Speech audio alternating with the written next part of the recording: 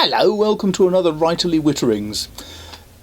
This is the first for a while, sadly. Apologies for that, but we've had a death in the family and that's rather got in the way of things for the last month. Still, this is that important time of year when thousands and thousands of people are trying to write their first novel. So I thought it'd be useful to mention a couple of things, what I've been using this week, what's been useful and handy and important to me. And the first thing I've got to say is this little doohickey. It's a Kaweco pen, nice and simple. It's very small, it fits in your pocket, it goes anywhere with you, it's incredibly light, takes standard ink cartridges, but the nice thing is when you turn it round to use it, it's a full-size pen, and they do write incredibly nicely. This brown one is a special one that's made for Culp pens, I think. And I like this in particular because it goes really well with my Midori Time Traveller's Notebook, which is a lovely dark colour and is just being passed to me even as I speak. Thank you. So with this, it goes with me wherever I go, fits in there beautifully, and it takes up very little space, very light, perfect combination. While I'm talking about notepads, one of the things about writing any sort of book is always having enough paper with you so that you can keep lots and lots of notes. This is made by Atoma.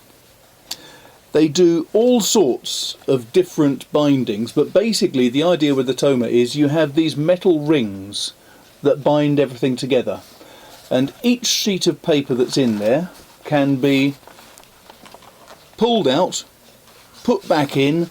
You can reorder things, you can move things around, so you can just demonstrate quickly. You can see there's these little T cutouts with each of the pages so that you can take things out and slot them back in at will, ideally on a hard surface rather than mid-air like this, because mid-air like this doesn't work quite so well.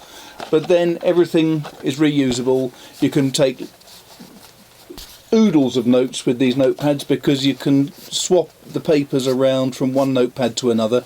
And basically what I'm doing is, this is my working notepad that I'm going to be writing my next book in. I'm going to write the whole book within this Atoma notepad, and it's going to be a long project, but it will be a lot more enjoyable, I think, than sitting in front of a computer all day long.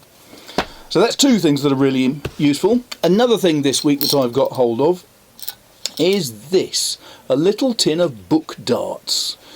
And I absolutely love these because what they are, you can have them in stainless steel, you can have them in brass, you can have them in bronze. These ones are bronze, and what happens is when you're working your way through a book and you want to make a note of something, sometimes some people will make a pencil note or use a highlighter pen. I use these little things because they don't damage the paper. You can have them point at the section that you want. They're really easy to use and reuse, and they're absolutely delightful. I just adore them. So that's another thing I've got this week.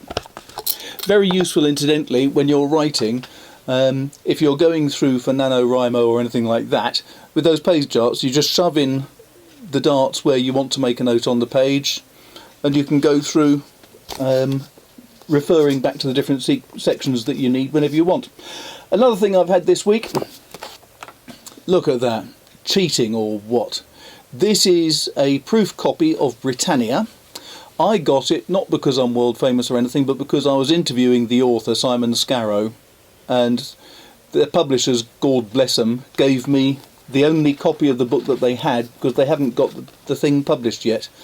So Britannia, I read this through, most of it before my interview with Simon, but I couldn't read all of it because I didn't have much time. But this week I have finished it. Fantastic book, really, really good.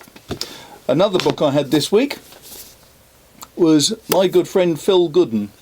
He's written a number of books. He's a member of Medieval Murderers with me, but he's also done a series of books on writing and the English language. Some of them have been all to do with idiom, He's got the word at war, which is the sort of words that were used in the First World War, Second World War. Idiom antics, the weird world of popular phrases. A whole bunch of things. But the lovely thing is, with his books, you can dip in, get a silly phrase, get a silly idea about things, and it just cheers up your day, I find. So I can thoroughly recommend that. Nice bit of work, Phil. The other thing this week has been my essential warming jumper. This is a lovely thing that came through. I've been using Salt Rock hoodies for some time because Salt Rock are based in Devon. And I do like buying things from people who are based in the same county, because it means that hopefully the stuff hasn't had to travel too far. Salt Rock are really decent people. If you ever feel the need for something that's going to keep you warm, I can thoroughly recommend these imitation fur lined hoodies, because they are just fantastic.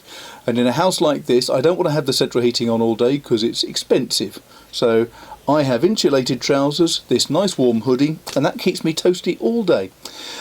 So, if you are working on NaNoWriMo, National Novel Writing Month of November this year, keep an eye on my blog, Writerly Witterings. On there I've got my top 10 tips for people who are trying to write something this month.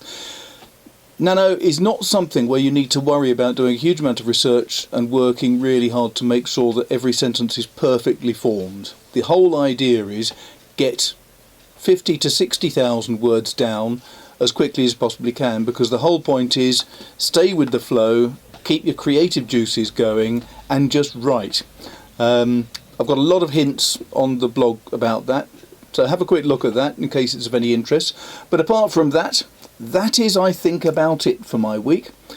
I'm hopefully going to be a little bit more structured and organised from now on, because we're over the worst of this year with luck, and I look forward to seeing you next time. But for me, for now, it's goodbye, because one thing I really need is a beer. Bye-bye.